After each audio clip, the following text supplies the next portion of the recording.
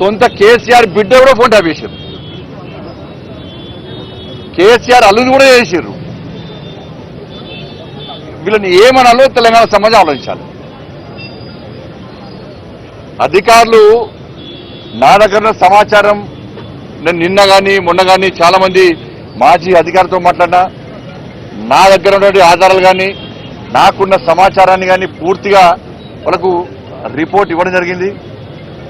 వాళ్ళు చెప్తున్న విషయాలు ఇంటుంటే ఎంత ఆశ్చర్యం అనిపించిందంటే, ఇంత ఘోరమైనటువంటి పరిస్థితి ఇది. వాళ్ళు చెప్పే విషయాలు ఇంటుంటే నేను ఎప్పుడు ఆందోళన చేసినప్పుడు కూడా, రాష్ట్ర అధ్యక్షుడు ఉన్నప్పుడు పాదయాత్ర చేసినప్పుడు కానీ ఏదైనా ప్రొటెస్ట్ ప్రోగ్రామ్ పోతున్నామంటే ముందే పోలీసులు వస్తారు. వెంటనే మా సిబ్బంది ఫోన్ చేయడము, ఎటు పోతున్నారు, ఇవాళ ప్రోగ్రామ్ ఎక్కడా, మీరు ప్రొటెస్ట్ చేద్దాం అనుకుంటున్నారు కదా, ఆ ప్రోగ్రామ్ ఎక్కడా, ఏడే చేస్తున్నారు అని చెప్పించి ముందే అడిగే ప్రయత్నం చేస్తే చాలా సందర్భాల్లో అనుమానాలు వచ్చినాయి.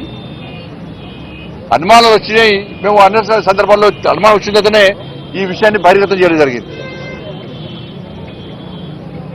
ఇవాళ కేసీఆర్ గవర్నమెంట్లో మీరు చూడండి, మీరెవరన్నా, మీ కెమెరామెన్ ఉన్నారు, రిపోర్టర్లు ఉన్నారు, మీరెవరన్నా మీ కుటుంబ సభ్యులతో కానీ ఎవరన్నా కానీ వాట్సాప్ కాల్ కాకుండా నార్మల్ కాల్ మీరు మాట్లాడారు ఎప్పుడైనా? తెలంగాణ రాష్ట్రంలో కేసీఆర్ ప్రభుత్వం ఉన్నప్పుడు భిక్షాటన చేసే భిక్ష పైన కూడా ఒక ఏమీ తెలియనటువంటి మామూలు వ్యక్తి కూడా వాళ్ళ భార్యతో మాట్లాడాలన్నా, ఏదైనా భార్యాభర్తల ఫోన్లైన మూర్ఖులు వీళ్ళు, చండాలులు, నీచ మనుషులు వీళ్ళు.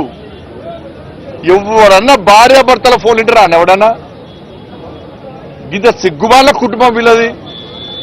కేసీఆర్ కొడుకు దరిద్రులు వీళ్ళు.